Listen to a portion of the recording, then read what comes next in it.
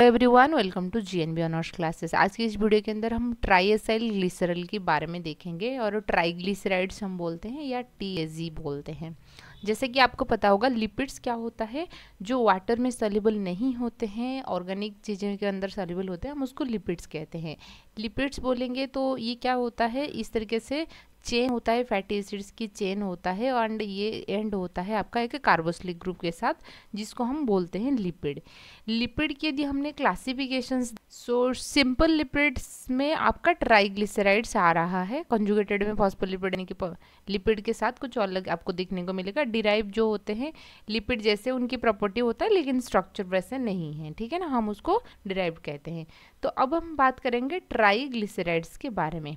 तो यदि हम बात करेंगे ट्राइग्लिसराइड्स, नाम से आपको पता लग रहा है कि ग्लिसराइड्स के साथ, ठीक है ना, ग्लिसरॉल के साथ साथ यदि आपको 3 फैटी एसिड्स चेन आपको देखने को मिल रहा है तो हम उसको ट्राइग्लिसराइड्स कहेंगे।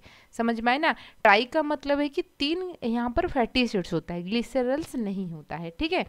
तो जैसे कि आप देख सकते हो it is a simple lipid, तो ये क्लासिफिकेशन अंडर आएगा। सिंपल होता है जो कि कहाँ किससे बनी हुई है, इसमें फैटी एसिड्स होता है एंड अल्कोहल होता है।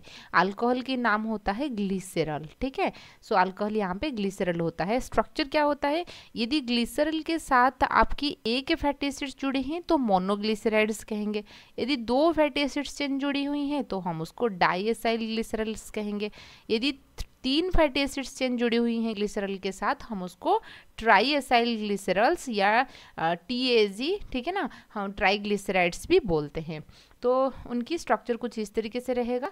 यहाँ पे ग्लिसरॉल के साथ जो फैटी एसिड्स जुड़ रहा है, यहाँ पे जो बॉन्ड होता है ये ईस्टर बॉन्ड होता है। ये फैटी एसिड्स की चेन रहेगा, ईस्टर ऑफ फैटी एसिड्स होता है, क्योंकि फैटी एसिड की जो कार्बोक्सिलिक ग्रुप होता है एंड ग्लिसरॉल की जो हाइड्रोक्सिल ग्रुप होता है, उन दोनों के बीच में बॉन्ड बनता है।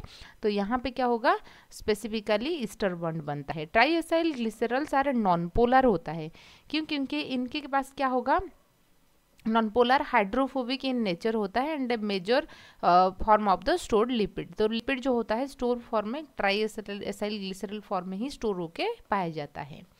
ट्राइएसाइल ग्लिसरॉल के पास चार्ज नहीं रहता है, क्यों?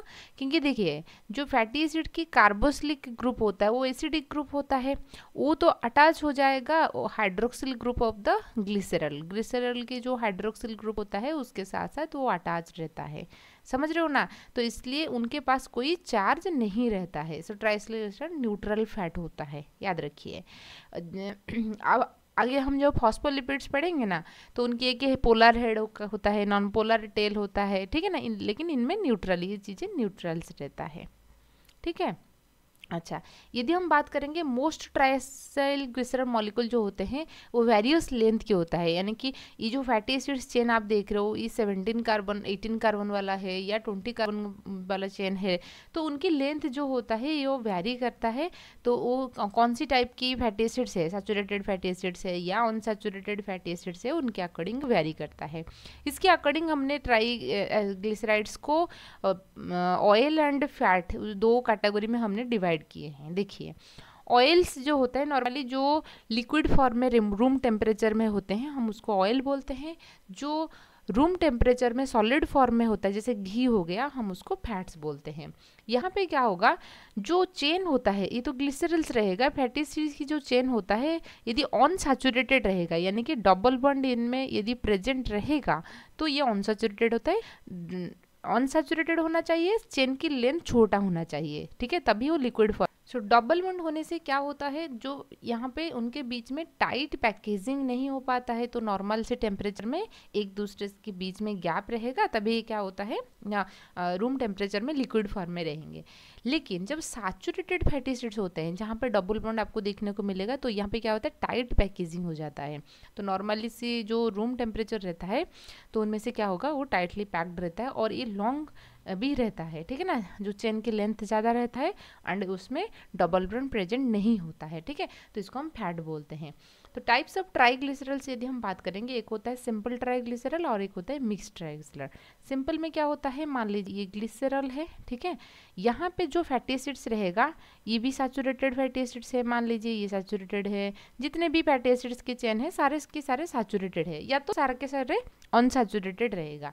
लेकिन मिक्स्ड में क्या होता है, ये ग्लिसरल है, एक आपको सैचुरेटेड फैटी एसिड देखने को मिलेगा, एक आपको अनसैचुरेटेड फैटी एसिड्स देखने को मिलेगा, और एक हो सकता है सैचुरेटेड फैटी एसिड्स देखने को मिलेगा। तो ये यहाँ पे मिक्स टाइप के आपको दो different kind of fatty acids आपको देखने को मिलेगा, तो इसलिए ये मिक्स्ड फैटी एसिड्स हम उसको बोलते हैं। अब हम बात करेंगे उनकी फंक्शंस के बारे में। ये न्यूट्रल है तो इसलिए हम उसको क्या करते हैं, एनर्जी स्टोरेज की फॉर्म में यूज़ करते हैं। हमारे बॉडी के अंदर जो एडिपोज टिश्यू के अंदर जो फैट स्टोर होकर पाया जाता है वो ट्राइएसाइल ग्लिसरल होता है, primarily store in the adipose tissue. Triacyl glycerol जो होता है हाईली कंसनट्रेटेड फॉर्म होता है, जो कि मतलब कि ये 9 किलो कैलोरी पर ग्राम को एनर्जी प्रोवाइड करेगा, ठीक है ना। वो रिड्यूस फॉर्म में रहता है इसलिए वो अच्छे हमको एनर्जी दे सकता है, ठीक है ना। अच्छा, फिर हम उसकी प्रॉपर्टीज़ के बारे में बात करेंगे। यदि अपने ट्राइएसाइल ग्लिसरल को हाइड्रोलिसिस करोगे, जो कि मतलब कि एंजाइम लाइपेज की, ये मान लीजिए ये ग्लिसरल है, ठीक है ना, ये ग्लिसरल है, ये फैटी एसिड्स है, 3 फैटी एसिड्स चेन आपके पास रहेगा, ठीक है ना। अच्छा, जब भी एंजाइम लाइपेज उसके ऊपर एक्शन दिखाता है, हम लोग जो खाना खा रहे हैं, कंज्यूम करते हैं, वो क्या करेगा, यहाँ पे ग्लिसरल्स को अलग कर देगा एंड फैटी एसिड्स को अलग कर देगा, ठीक है ना। एंजाइम कौन यूज होता है, लाइपेज, हमारे डाइजेस्टिव सिस्टम, ठीक है ना, उसमें वो जो एंजाइम्स यूज होता है जो कि कैटालाइज करता है, उसको हम बोलते हैं हाइड्रोलिसिस, ठीक है। फिर हम बात करेंगे सापोनिफिकेशन प्रोसेस। सापोनिफिकेशन प्रोसेस जो सोप होता है, जो इस्तेमाल करते हैं हम सोप बाथरूम में, वही सोप बनाने में भी आपका सापोनिफिकेशन कैसे होगा, ये आपकी ग्लिसरल है, मतलब कि ट्राइग्लिसराइड की स्ट्रक्चर इस तरीके से 3 फैटी एसिड्स चेन है। यदि उसके साथ साथ हम NaOH, ठीक है ना, तो हम अल्कालाइन प्रोड्यूस करेंगे तो ये क्या करेगा, सोप बना देगा, ठीक है ना।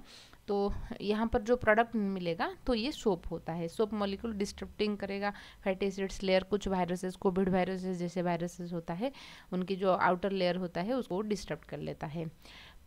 पेरोक्सीडेशन प्रोसेस जो होता है, जैसे कि घर में मान लीजिए नारियल की तेल बहुत दिन रहने के बाद थोड़ा बदबू आता है, मतलब कि ठीक है ना, अच्छा स्मेल नहीं आता है, उसको हम रांसिडिटी बोलते हैं, आपने शायद मार्क किए होंगे, मतलब कि बहुत टाइम तक यदि रहेगा, वो नेचुरली जब ओल्ड हो जाता है, ठीक है ना, तो यहाँ पे रांसिडिटी अनप्लीजेंट ऑर्डर होता है डेवलप नेचुरल अपन बाय एजिंग। बहुत दिन रहने के बाद इस तरीके से नेचुरल पेरोक्सीडेशन प्रोसेस के अंदर इस तरीके से चीज़ें होता है, ठीक है।